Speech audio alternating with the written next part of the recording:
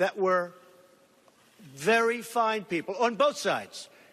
And with that, let's bring in Congressman John Lewis of Georgia, a leader in the civil rights movement who marched side by side with Martin Luther King in Selma and Washington more than 50 years ago. Congressman Lewis, thank you for joining us this morning. Let me just start out by asking you, how do you square the president's speech about Martin Luther King on Friday with those comments he made behind closed doors on Thursday?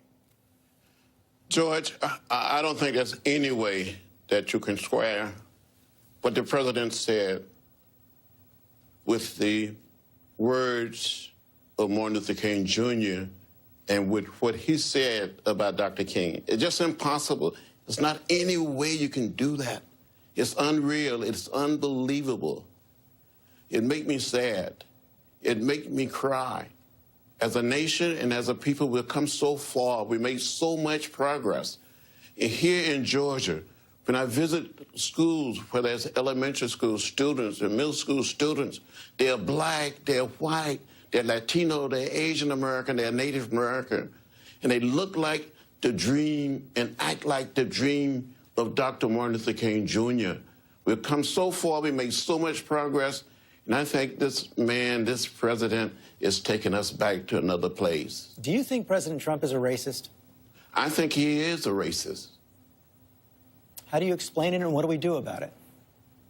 We have to stand up, we have to speak up, and not try to sweep it under the rug.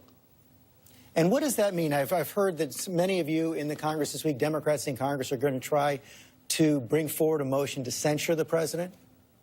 Well, I tell you, as a member of the House, when that resolution come up, I will be one of the people to speak up and speak out. I think we should do it. We must do it. We must educate our children and generation yet unborn. But you will not be in attendance when the president comes to give the State of the Union at the end of this month? In good conscience, I cannot and will not sit there and listen at him as he gives the State of the Union address.